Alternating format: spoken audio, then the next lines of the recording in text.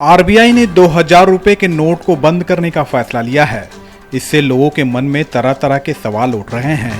हालांकि सच्चाई ये भी है कि ज्यादातर लोगों के पास 2000 रुपए के नोट उतने नहीं हैं, जितने 100, 200 और 500 रुपए के नोट हैं। आरबीआई के निर्देश के अनुसार 30 सितंबर तक ये नोट वैध होंगे।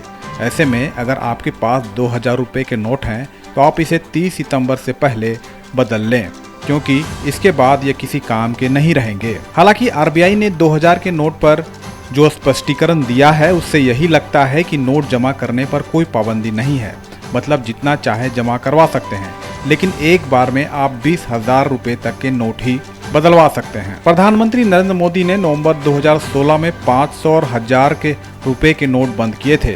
तभी मार्केट में 2000 का नोट आया था।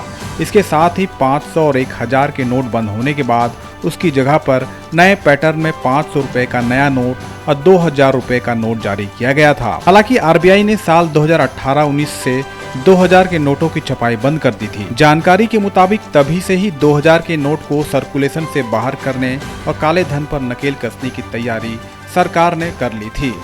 दरअसल रिजर्व बैंक से सलाह करने के बाद केंद्र सरकार यह तय करती है कि किस नोट को छापना है और किसे नहीं। करेंसी नोट की पब्लिक के बीच डिमांड के आधार पर यह फैसला लिया जाता है। रिजर्व बैंक की 2022 की रिपोर्ट बताती है कि लोगों के बीच 100 रुपए के नोट की डिमांड काफ़ी ज़्यादा थी, जबकि 2000 के नोट काफ़ी कम लोग पसंद कर रहे थे। इसका मतलब यह है कि देश की जनता अपनी जेब में 2000 के भारी भरकम नोट की बजाय छोटे नोट रखना चाहती थी, क्योंकि 100 या 200 रुपए का लेन देन आसान हो जाता है। वही 2000 के नोट हों तो फिर उसके छुट्टे मिलने मुश्किल होते हैं। रिपोर्ट से मिली जानकारी के मुताबिक इस साल मार्च के आखिर तक 2000 रुपए के सिर्फ 214 करोड़ नोट ही मौजूद थे। इसका मतलब 4,20,000 करोड़ की वैल्यू के 2000 के नोट थे, जो कुल करेंसी नोटों के सिर्फ 1.6% ही थे।